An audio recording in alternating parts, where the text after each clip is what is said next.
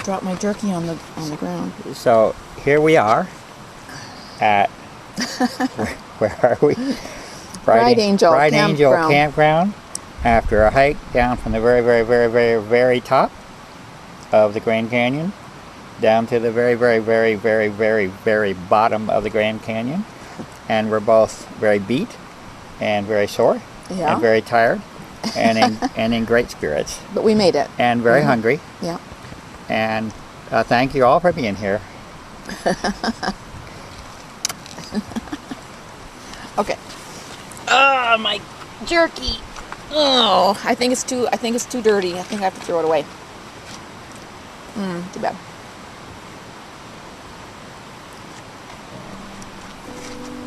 Are you gonna do it twice?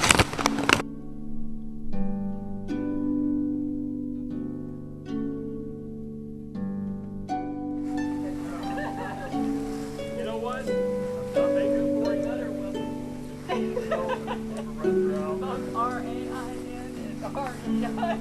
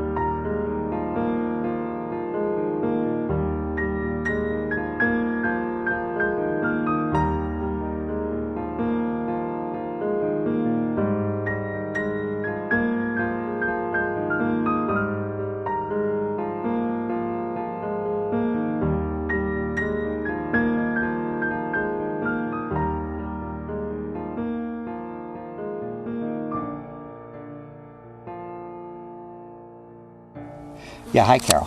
Hi, Clifford. So good to we're see you here. Yeah, we're down at Indian Gardens today. Maybe we're And up at Indian Gardens because Indian we've been down to the river, the Colorado River, down Yeah. all the way down. So we're up. We're up today. Up from where we were, Yeah. down from where we started. So we're here for a couple of days at Indian Garden, and just a couple of minutes to say how nice it is here. And this spot is about 1/3 of the way back up, from the bottom to the top of the Grand Canyon, in an absolutely wonderful oasis of cottonwoods and a creek here, right in the bowels of the canyon. And one big thing that's happening here is that the sun does not come up until 11 o'clock in the morning, right? Right. So it's like 35 degrees. Until the sun comes up. Something like that. 30 be on the low end, 40 on the high end, about 35 degrees, and it stays 35 just about until the sun comes up like a light switch at 11 o'clock in the morning. And then it goes down around 3 o'clock in the afternoon. So it's a short window, but absolutely wonderful. And we'll head up tomorrow. And what I wanted to do was have you tell 2 little stories for us. Okay. Carol? All right. And one of them is about a night visitor that you know about that happened when we were down at the bottom of the canyon. What was it, 2 nights ago now? Yeah. We had a little night visitor. What happened in the nighttime? What was that story about? Well, Clifford had gone off to take photos somewhere, I guess, and I was at the camp by myself, and it was after dark, and we had, our bear boxes, these boxes. It was open because we were getting ready to do dinner. Squirrel boxes. Squirrel boxes. I guess here in the canyon they're called squirrel boxes, not bear boxes. And I needed to get something out of the tent. Maybe I was going to grab my sweater out of the tent or something, I don't know. But anyway, all I did is I went from the table to the tent. I was in there approximately maybe 15 seconds. And I came out, and there were 2 critters already helping themselves to whatever we had on the table. One was, actually one was still on the ground, and it was a ringtail. And I thought when they said ringtail, I thought they meant ringtail raccoon, but these guys are not raccoons. They're probably related. They have these great big, fluffy, beautiful tails. I mean, the whole animal's about this long, but over half of his body is just this wonderful, fluffy, striped tail. And I said, Clifford, come look. I think you were just on the bridge taking photos. And you didn't hear me. And so I told this ringtail, I said, go away, you can't be here. And I had my back to the table as I'm kind of shooing away this ringtail. And I turned around, and there was this other creature, looked like a giant rat. I suppose it was some kind of a night squirrel. I don't know. It wasn't another ringtail. No, it wasn't another ringtail. It was a different animal. And he was literally perched on the edge of the open box that was up on the bench, ready to just dive in and help himself to whatever. But as soon as I turned around and shooed him, he ran off. And I really couldn't tell what he was, but he wasn't a ringtail. He was something bigger, head and face and brown, and I didn't catch a glimpse of the rest of his body, but he wasn't the ringtail. So we've done like a lot of work to haul food down into the bottom of the Grand Canyon, down 5,000 feet, right? Right. And we've got everything planned to absolutely the pound, if not the ounce. Yeah, pretty much down And to me, the lesson of this story is that if you don't watch your food closely, within 30 seconds, you could be out of your food. You could, at least some of it. You know? I haven't seen any evidence of trouble in the daytime, although right here there's a squirrel. He's just on that little bush right there on the edge of our camp. He's keeping an eye on us. Yeah. But yeah, that's what they warn you, is to keep your food in these squirrel boxes with the lids on. So pay attention to your food. Yeah. And what was your second story? Well, the second story is that I understand there is what they call this Junior Ranger program. Oh, yeah. Okay? that the Park Service holds here, yes. sort of like a merit badge for Boy Scouts, to help these kids learn and express their experiences out in the woods for the early days of their life, right? Yeah, hang on. I'll demonstrate here. Everything you had there was falling down.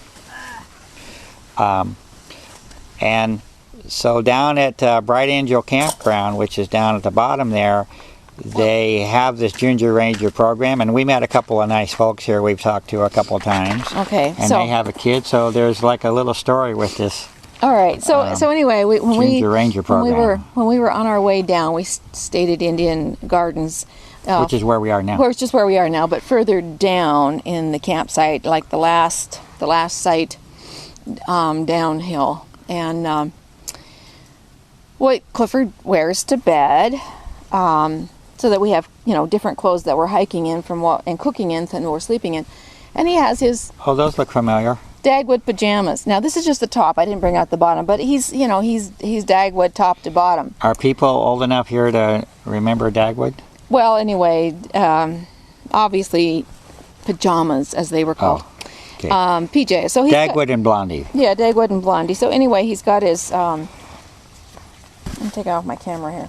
He's got his pajamas on, and in the morning when he gets up, he doesn't get dressed right away. He just kind of goes down to the restroom, and he waits until it kind of starts to warm up before he gets out of his nice warm flannel PJs.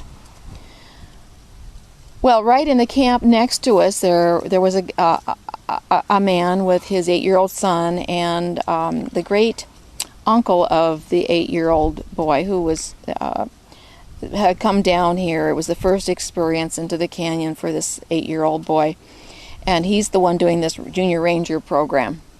And so, we didn't think anything about it, and they left before we did, and I asked him, I kind of tried to strike up a little conversation with them just as they were getting ready to leave, and that's how I found out that he was an 8-year-old and that he.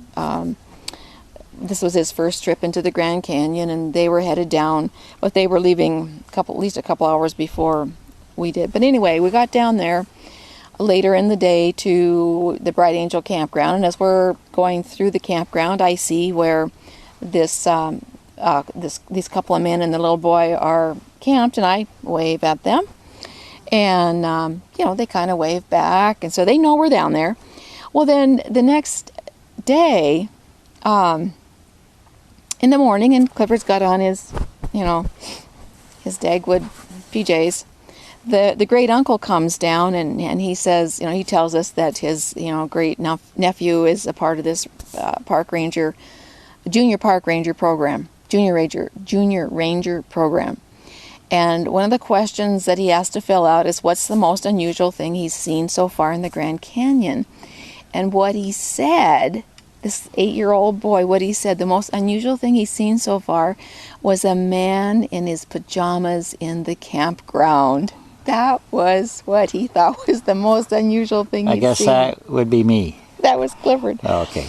So anyway, it was pretty funny because, this is like a phenomenal place. Everything is amazing for the first time you come down here. But what he found the most unusual was a man in his pajamas in the campground. So I'm on record. So Clifford's on record. I'm on record as helping educate an 8-year-old boy in the Grand Canyon. Yeah, the Grand Canyon. About the sights of nature. Yeah. All right. So anyway, that was pretty funny. And then we chatted a little with the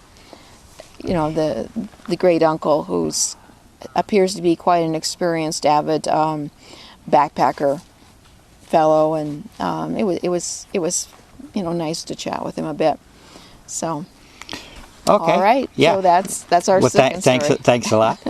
And today we hope to head down to or out more to a place called Plateau Point, which has a stupendous view of the canyon. And then tomorrow we should be heading back up if all goes well. We've got about 2/3 or twice as much of an ascent left in terms of what we've come up so far compared to what we've come up. If you look on a map, if you take the distance from the rim down to the Colorado River, where we are, it looks like it's halfway on the map, but what it is, what they aren't telling you is the elevation change. The harder elevation, or the greater elevation gain, is still ahead of us before we reach the rim. Yeah, and we're learning what 5,000 feet is, right? But Yeah. we've been talking about 5,000 feet So yeah, for a while. and we've been talking about our sore feet and our sore calf muscles and our sore shoulder Yeah. muscles and my sore back muscles, and so But we're in pretty good shape today. yeah, today's we're not pretty bad. good. Today we're Yeah. doing pretty good. So we're looking forward to our hike out, about 3 miles round trip out to the plateau point. It's been highly recommended as a phenomenal view of the canyon at sunset.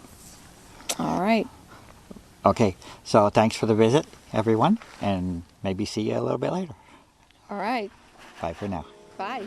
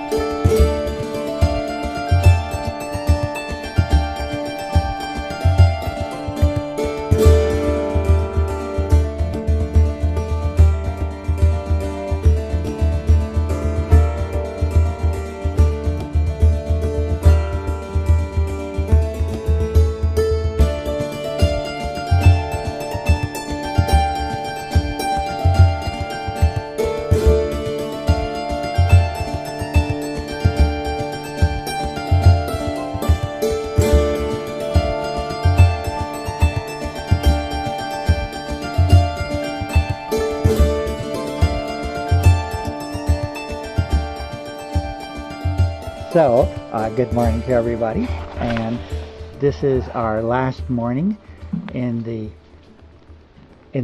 Grand Canyon, and we spent 5 nights down here. Yep. Now, 5 nights. and we're on our way out this morning, and the sun still hasn't come up. It's getting close to 11 o'clock, so the sun will probably come up just after we leave. So we hope to see you at the top, and have a great day. Right? Yeah.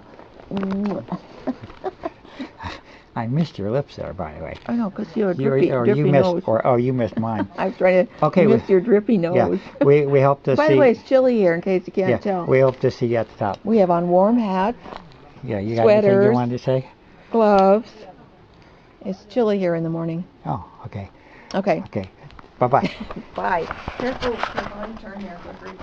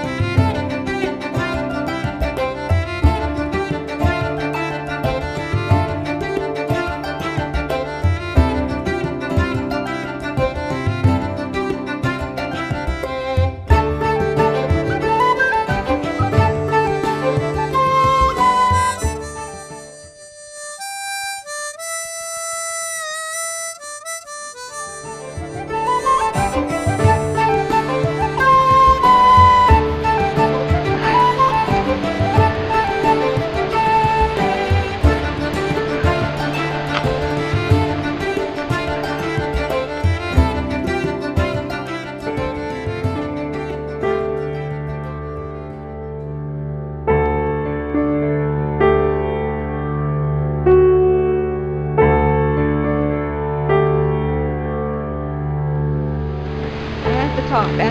We're at the top. There we go.